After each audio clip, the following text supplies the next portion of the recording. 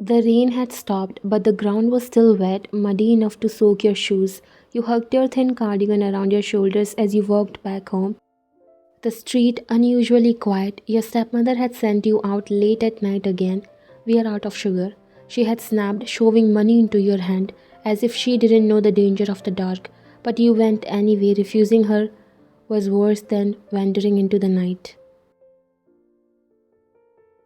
Your house was not a home, it was a prison. You lived with a woman who despised you and a brother who saw you as prey.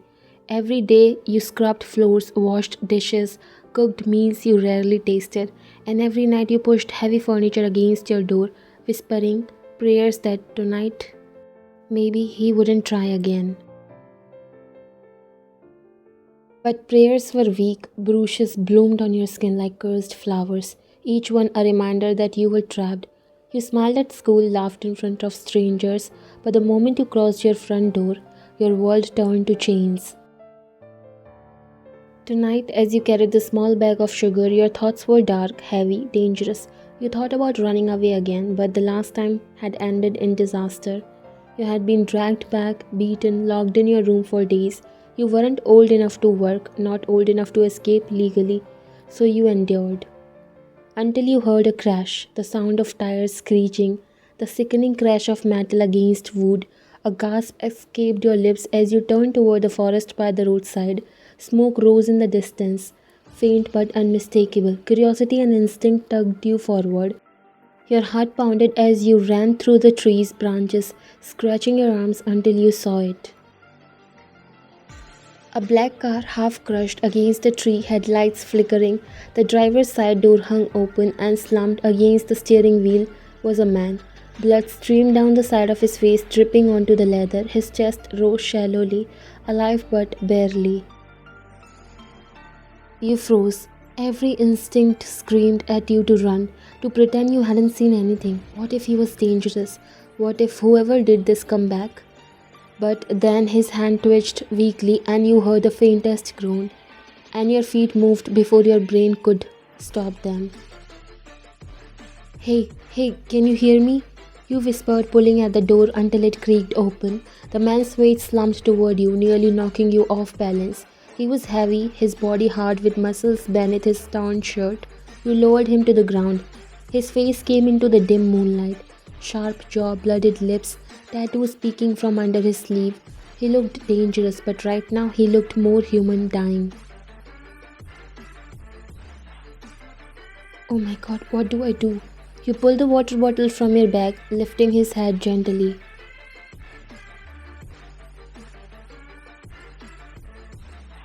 You whispered. He coughed, choked but swallowed enough to wet his throat.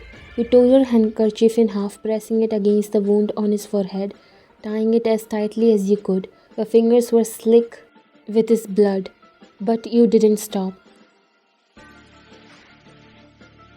You had no idea what to do. The woods felt impossibly quiet, like the world had been muted to watch you fail. Rain still dripped from the car's crushed hood, and the smell of smoke burned your nose. You looked around, no houses, no lights, just trees and the shallow sound of the injured man. Okay, breathe. Just breathe. His chest rose and fell, but each breath looked like a struggle.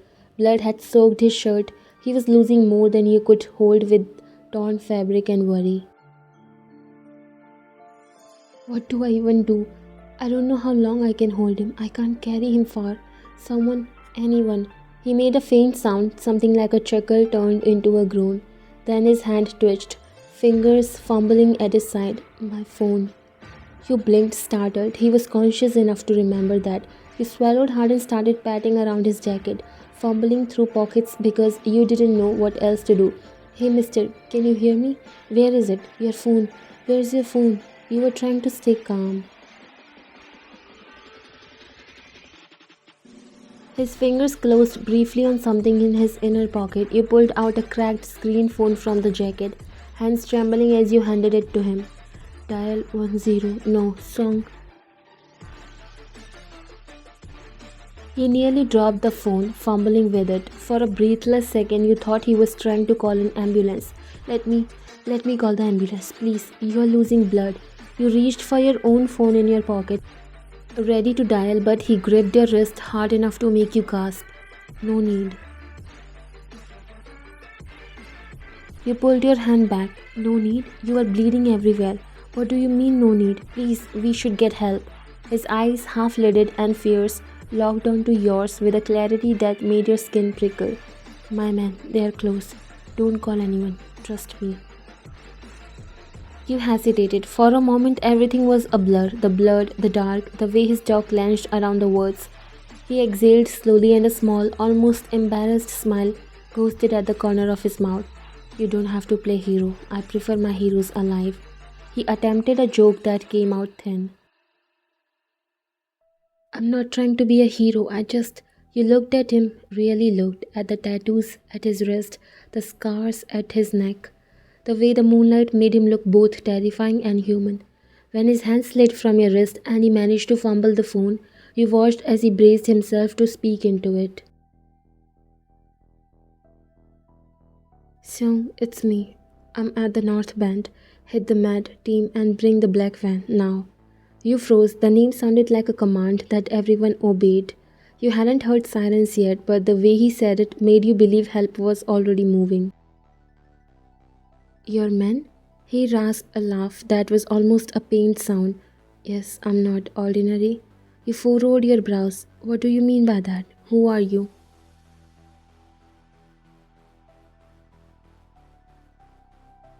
His gaze softened for half a second, the pain crossed his features, and he shook his head, unable to keep his voice steady.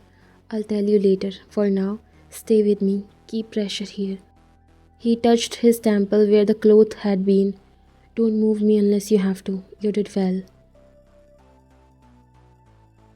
You pressed the handkerchief you had torn into a more secure bandage over his wound and wrapped your arms around him the only way you could, steadying his head, whispering nonsense to keep him with you. The minutes stretched, measured only by the slow, unbearable thud of his pulse under your fingertips.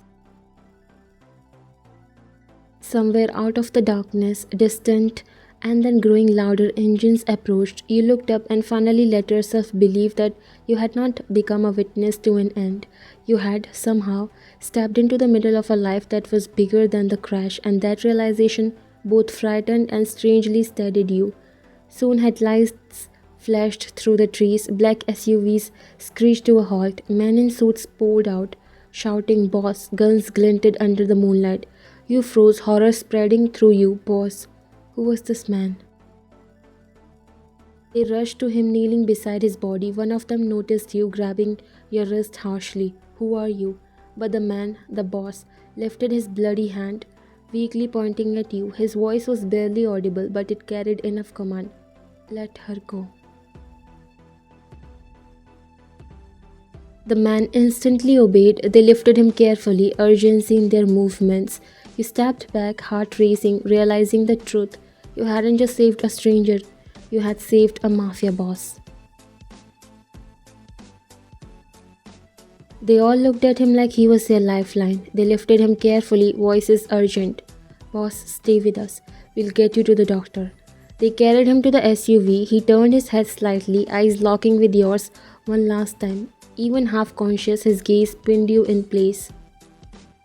You. And then he was gone, swallowed by black cars and armed guards.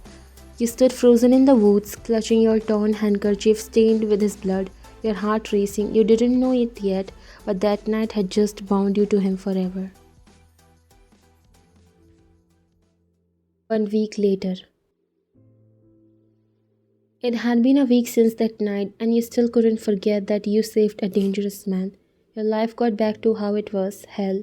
Today's day was like any other. You carried books across the schoolyard, a practiced smile hiding your exhaustion. But then a sleek black car rolled up in front of the gates. Its tinted window slid down. Your heart stopped. No way, you whispered to yourself. That same guy, alive, strong, his face now healed but still bearing the aura of danger. He leaned back casually, one arm resting on the car door, eyes fixed only on you. So, you study here. Finally, we met again. You swallowed and came near him. What are you doing here?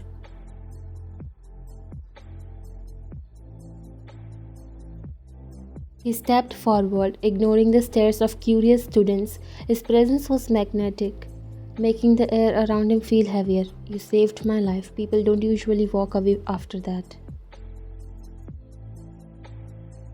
He nervously glanced around. I helped because I happened to pass by. There's no big deal. He smiled through his eyes. The intensity, the passion, and the danger made you nervous, but also your heart fluttered and your throat dry. It is a big deal for me. This life, it's still ticking because of you. You scoffed, trying to push heat out of your voice.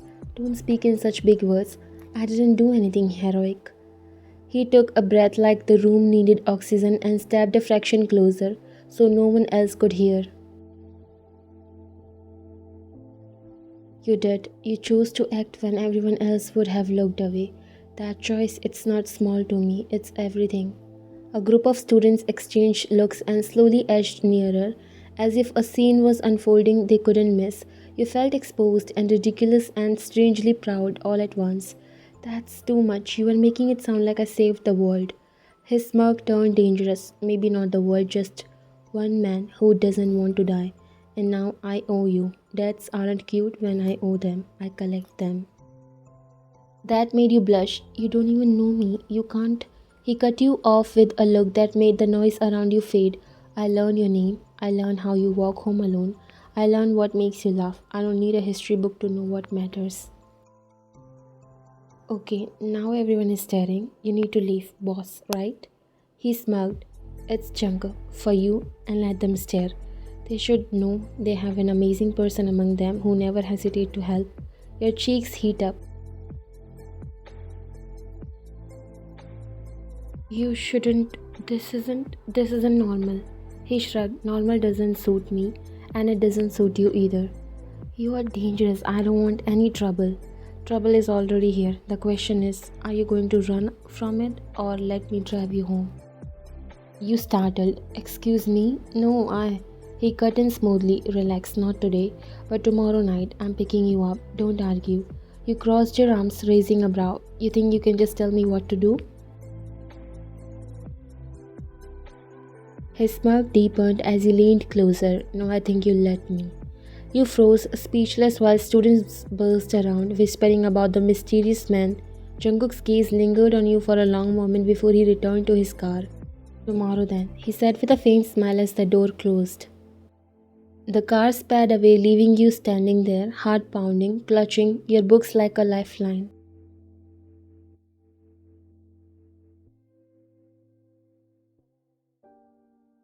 Later that night, when you returned home, your stepmother's cold voice snapped you back to reality. Where were you? Do you think food cooks itself? I was studying late. She scoffed, tossing a dirty dish towel into your hands. Studying won't save you here. Don't forget your place.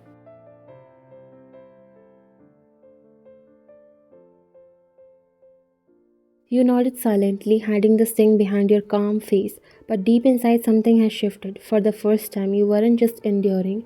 For the first time, someone was looking at you as if you mattered.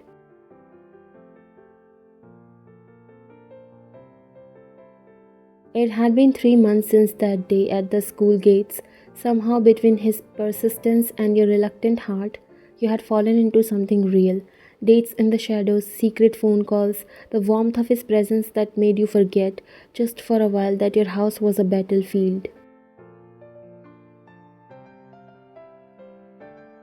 But Jungkook didn't know everything. He didn't know what happened to you behind these walls. You never let him. Tonight you sat on the edge of your bed, wincing as you dabbed ointment over fresh bruises along your arms and collarbone. Your stepbrother had cornered you again, but you had fought hard enough to escape before the worst. Still, his nails, his fists had left their marks. The window creaked open. You spun around, startled. What the? Jungkook? You looked at him shocked. He swung one leg inside, smirking faintly.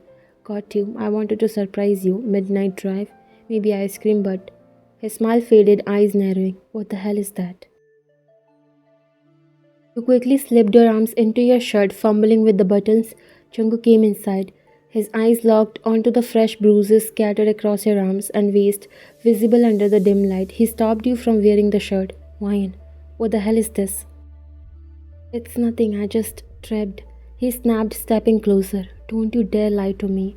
His jaw clenched, eyes dark as his grip tightened on your wrist, tilting it to see the purple mark. Someone did this to you?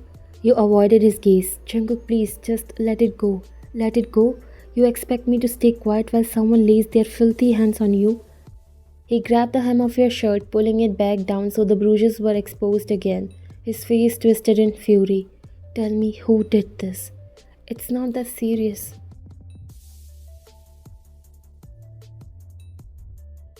Not serious? Wyan, my blood is boiling just looking at this. I swear I'll hit them. He pushed his chair back violently, the sound echoing in the room. His fists were clenched, so tight his knuckles turned white. You rushed forward, clutching his arm before he could storm out. Jungkook, please. If you go like this, you'll just make it worse. He turned sharply, his eyes wild but glassy with something more vulnerable. Worse? Wyan, nothing could be worse than me seeing you hurt like this. I can't. His voice cracked for a second. I can't stand it. He stepped closer again, softer this time, his hand hovering just above your bruise without touching, afraid to hurt you more. You are mine. No one gets to touch you. No one gets to leave marks on you. Now tell me before I turn this place into a disaster. Jungkook, tell me who it was. I'll handle it. You don't have to protect anyone, Wyan. That's my job now. Protecting you is my only job. You trembled, tears on the edge of spilling. Jungkook's breath hitched, his whole body coiled like a spring about to snap. His voice was barely a growl when you finally spoke. It's him, my stepbrother. He forced himself on me. He came into my room. I fought, but you what? You started sobbing at this point. I didn't tell you because mom wouldn't believe me, and I'm 18 and I couldn't get a job. I thought if I kept quiet, it would stop, but it never did. He went very still. For a second, you thought he would disappear from the room, that fury would carry him away. Instead, he settled one hand on your cheek like a vice. Why didn't you tell me anything earlier? I was scared. He threatened me. He said if I told anyone, he would ruin everything. His jaw clenched. He ruined everything the moment he touched you. He grabbed his jacket from the chair without another word. You lunged, trying to stop him. Jungkook, please stop. But he was already gone, storming out of your room with murder in his eyes. You ran after him, panicked. Jungkook, please stop. Your heart pounded as you chased him down the hall, but his footsteps were relentless, heading straight for your stepbrother's room.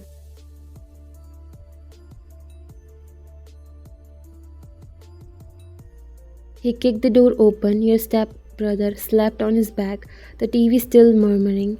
The moment he realized someone was in the room, he sat up, bleary and scoffing, until Jungkook stepped forward and the air changed. Who the hell are you? The man who will make sure you never breathe freely again unless you explain yourself. He tried to laugh, but Jungkook grabbed his collar, choking him. Get your hands off me.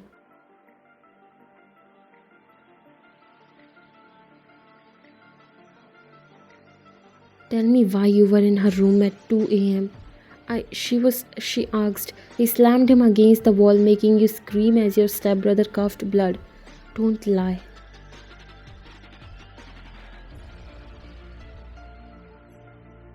The stepmother's frantic shouting started somewhere down the corridor. She had heard the commotion and stormed in, eyes wide. What is going on? Who is he? Get out of my house. He was in her room every night. You knew. What are you saying? I would never.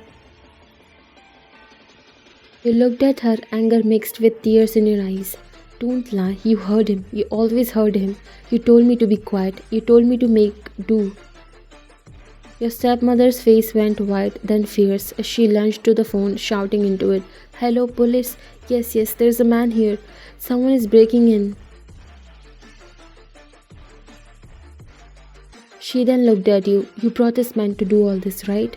Your stepbrother was groaning in pain, but Jungkook showed no mercy. He looked at your stepmother. She didn't. I came with the warrant of your death. Her eyes widened.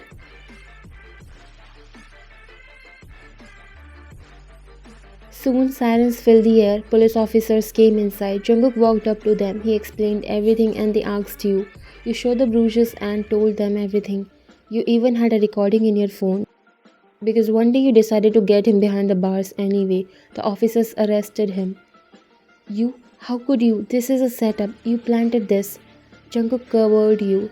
Evidence isn't planted, and you will explain in front of the officers how long you have known.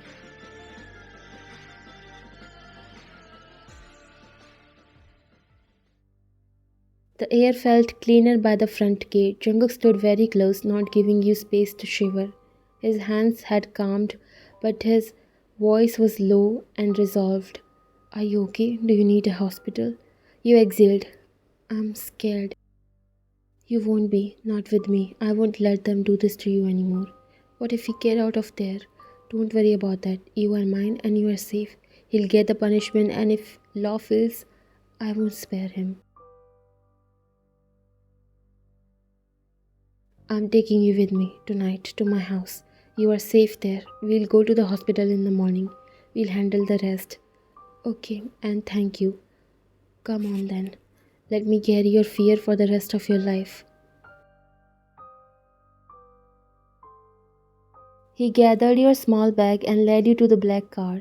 As the engine pulled to life, you felt something you hadn't felt in years, the fragile stirring of relief. The road ahead was uncertain, but at least he was beside you, steady and all consuming like a shield that had learned to breathe. The past hadn't vanished. The wounds would take time to heal, but as the city lights shimmered below, you realized something you never thought possible. You weren't alone anymore. You were free and in Jungkook's arms. You had finally found a home.